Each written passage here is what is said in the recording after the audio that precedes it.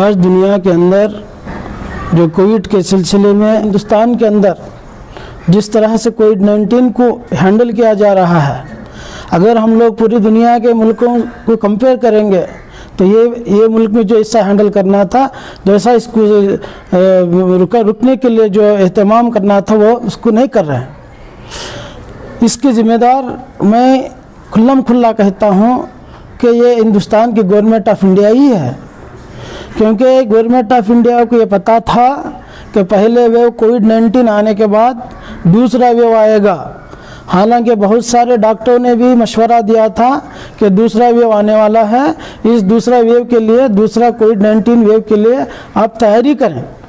तो एक government of India, जो मोदी की गवर्नमेंट जो है, सिर्फ इलेक्शनों में और पॉलिटिकल अपने पार्टी के मफाद के लिए अपना टाइम बर्बाद कर दिया। आज उसकी बिना पर लोग हमारे हिंदुस्तान के अंदर अपने जान तोड़ रहे हैं। कहीं औरतें बेवा हो रहे हैं, कहीं बच्चे यतीम हो रहे हैं, माशियत ख़त्म हो गई, खाने पीने के लिए ही है। अगर गवर्नमेंट कुछ अनाउंस करती है, हमने सोचा था कि सेकेंड वेव में कुछ अनाउंस करेगी तो 5 केजी चावल, मई में 5 केजी, जून में 5 केजी चावल, और कोई इनका प्लान नहीं है। तो ये मैं खुल्ला कहता हूँ कि ये जो प्रेजेंट गवर्नमेंट है, जो इंडियन गवर्नमेंट है, वो भी खुल्ला वही जिम्मेदार है लोगों के मरने की। अरे ऑक्सीजन बनाने के लिए तो इतना कोई बड़ा इन्वेस्टमेंट की ज़रूरत नहीं है, तो ऑक्सीजन भी स्टॉक नहीं रख सके और बग़ैर ऑक्सीजन के लोग अस्पतालों के अंदर तड़प कर मर रहे हैं। तो इसके ज़िम्मेदार कौन है? सिर्फ गवर्नमेंट तो है। As per World Health Organization के रूल्स के मुताबिक गवर्नमेंट ही कर सकती है सब कुछ। तो ये गवर्नमेंट जो है कोविड-19 हैंडल करने में फेल्योर हो चुकी है। और अब तक मैं देखा हूँ कि एक भी यूनियन मिनिस्टर कहीं भी अपने इलाके में आकर अपने जो पोर्टफोलियो है इस पर आकर मेहनत नहीं की। ना ज़िलों में गए, ना अपने ज़िलों में जाकर काम किया कोविड के वास्ते, लोगों की भलाई के वास्ते, बीमारी के वास्ते, ये महामारी बीमारी के लिए कोई भी काम नहीं किया। सिर्फ क्या है तो अपने एसी बंगलों में रहकर, अपनी एसी बंगलों में खुद सिर्फ इलेक्शन जीतना, सिर्फ दूसरी पार्टी के लोगों को अपनी पार्टी में जमाना और सिर्फ पॉलिटिकल डेवलपमेंट के लिए, अपने मफाद के लिए काम किया है। तो सरासर जो है ये गवर्नमेंट ऑफ इंडिया इसके जिम्मेदार है। और भाई दूसरा, हमारे स्टेट के अगर देखेंगे तो इंडिया में अगर हम कंपेयर करेंगे तो कर्नाटक का स्टेट जो है नंबर 1 पे है। अभी इवन कहते हैं कि पूरे एशिया में नंबर 1 आ रहा है बेंगलोर। किस लिए? बेंगलोर कहते हैं सिलिकॉन सिटी। क्या बेंगलोर में हॉस्पिटलें नहीं है? कितनी हॉस्पिटलें हैं, गवर्नमेंट हॉस्पिटलें हैं, प्राइवेट हॉस्पिटलें हैं। क्यों लोग मर रहे हैं? लोग जान तोड़ रहे हैं। इसके जिम्मेदार कौन है? अगर हेल्थ मिनिस्टर को पूछे तो उसके पास कोई रिकॉर्ड नहीं है। वो कहता है कि नहीं, सब कुछ सही चल रहा है, हॉस्पिटलों में बेड नहीं मिल रहा है। ये सब जो है मिसमैनेजमेंट और management of the government and administration of the government failure है। Totally administration of the government is failure है। इनके पास ना प्रॉपर प्लानिंग है, ना प्रॉपर ऑर्गेनाइजिंग है। इसके बिना पर आज मासूम लोग जान तोड़ रहे हैं। अभी बेंगलुरु कहते हैं कि बेंगलुरु से बड़े लोग आके इलाज कराते थे, दूर से आके इलाज कराते थे। अब क्यों नहीं करा? यहाँ पर इलाज मिलता करके लोग आते थे। अभी इसी बेंगलुरु का नाम ऐसा हो गया कि हॉस्पिटल के अंदर ऑक्सीजन नहीं मिल रहा है। अरे ऑक्सीजन की वजह से लोग मरना क्या? ये क्या है?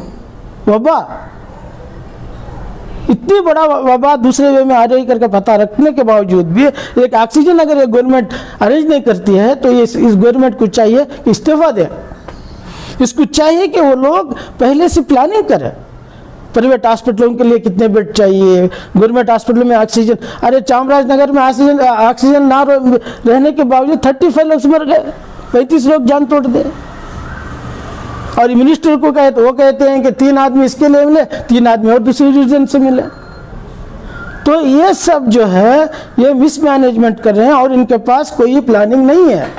और लोगों, इंसानियत जो ह्यूमैनिटी जिसके पास रहती है, अगर इंसानियत अगर होती तो इंसान को बचाने के लिए प्लानिंग करता गवर्नमेंट। इनके पास ना कोई भी प्लानिंग नहीं है, कोई भी हॉस्पिटल में जाओ, सुबह में हॉस्पिटल में गया, शाम में लाश वापस। तो ये गवर्नमेंट, येडियुरप्पा साहब की गवर्नमेंट भी इस कोरोना सेकेंड वेव में भी फेलियर हो गई। तो इसके बिना पर जो है मैं कहता हूँ कि और ये ऑक्सीजन और बेड ब्लॉकिंग, ये दो चीज़ें, अगर जो अभी जो तेजस्वी सूर्या जो MP है साउथ का, बेड ब्लॉकिंग के लिए, हालांकि he is not suppose to interfere legally, अगर आप देखेंगे तो he is not suppose to interfere, the concern minister and concern IAS officer should interfere in that thing. ये लोग जो है मुसलमानों को बदनाम करने के लिए खुद जाकर रात के 2-3 बजे वहाँ पे जाकर लोगों को बोल के, कितने मुसलमान लोग हैं, क्या मदरसे से आए हैं, क्या मस्जिदों से आए हैं, टेररिस्ट तक भी वो कहा दिया। आज टाइम्स ऑफ इंडिया में आया है।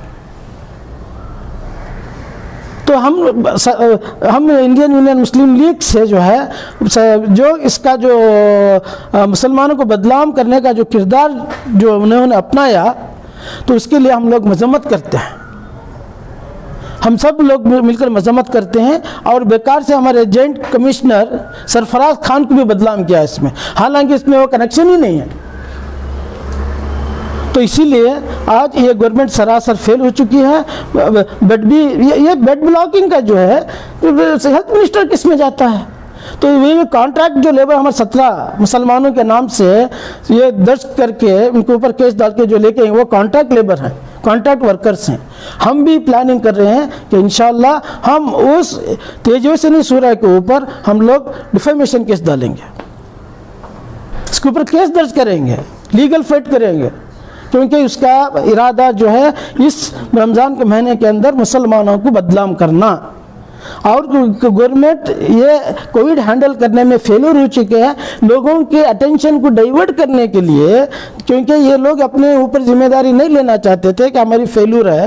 तो ये लोग, गवर्नमेंट अपने आप को बचवाने के लिए एक नया रास्ता यूज़ कर रहे हैं, जिसको तेजस्वी सूर्या को यूज़ करके कह रहे हैं कि मुसलमान जो है लोगों के अटेंशन डाइवर्ट हो जाएंगे। मुसलमानों की तरफ से अधिकारिಗಳು ಮಾಡಿದ್ದಾರೆ, काम करने वाले लोगों की तरह से, उनके तरफ से ये हुआ है। लोगों के अटेंशन करने का ही उनका इरादा है, उनका जो है ये हम लोग मजम्मत करते हैं। और अभी भी आगे भी हम लोग, जितना हमारे मुसलमान लोग कोविड के अंदर जितने तंजीमें हैं, जितना मेहनत कर रहे हैं इंसानियत के वास्ते, ह्यूमैनिटी के वास्ते, ना कोई बीजेपी का MLA, ना कोई बीजेपी का MP कहीं गलियों में बताए तो मुझे बता दीजिए। कोई भी MP नहीं आया, कोई भी बीजेपी का MLA नहीं आया, कोई भी बीजेपी का कोई भी नहीं आया, कारपोरेटर तक भी नहीं आया।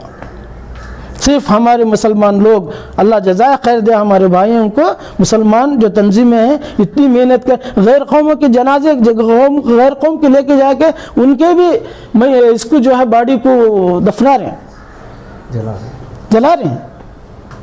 तो ये सब मुसलमान कर रहे हैं। तो इसमें जो है गवर्नमेंट को लोगों के अटेंशन दूर करने के लिए तेजस्वी सूर्या ने मुसलमानों को नाम बदनाम करने के लिए ये जो बेड ब्लॉकिंग का ये लेके आके मुसलमान को बदनाम कर रहा है, और कुछ नहीं। और हम इसका मजम्मत करते हैं और गवर्नमेंट से, और हम लोग गवर्नर को भी लेटर लिख रहे हैं, गवर्नर से भी अपॉइंटमेंट चाह रहे हैं। हम जाके गवर्नर से भी मिलेंगे इंशाल्लाह, और चीफ मिनिस्टर को भी हम लोग मेमोरेंडम दे रहे हैं वज़ीर आला येडियुरप्पा जी से कि इसकी तहकीकात हो, और हमारे जो बेकसूर नौजवानों को, जो मुसलमानों के पर्टिकुलरली 250 लोग काम कर रहे थे सब कौम के मिलाकर, सिर्फ 17 हमारे मुसलमान नौजवानों को केस दर्ज करके जो किया है, हम इसका परजोर मुतालबा करते हैं। उस पर जो है एक्शन होना चाहिए, और उस पर जो है लीगल एक्शन होना चाहिए। दूसरे MP भी दिख रहे नहीं, दूसरे MP, हाँ, दूसरे जितने भी MP हैं एक भी नहीं दिख रहा है। और कल से तो हेल्थ मिनिस्टर सुधाकर साहब तो नजर ही नहीं आ रहे, गायब ही हो गए, अशोक भाग रहा है। और हमारे येडियुरप्पा ने एक जाके इसको दे दिया कि 4 सिलेंडर के लिए 1 मिनिस्टर, ऑक्सीजन के लिए 1 मिनिस्टर, ये एक इंजेक्शन के लिए 1 मिनिस्टर। ये क्या है? मैं पूरे हिंदुस्तान में आप चेक करके देखिए, कहीं भी ऐसा निज़ाम नहीं हो रहा है जिस तरीके से निज़ाम हमारी कर्नाटक की हुकूमत ने की है।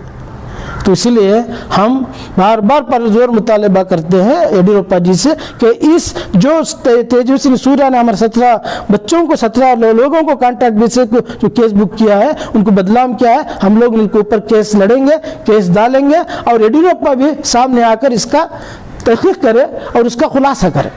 इस वीडियो को लाइक करें, हमारे चैनल को सब्सक्राइब कर बेल आइकन जरूर प्रेस करें हमारी लेटेस्ट वीडियो सबसे पहले देखने के लिए।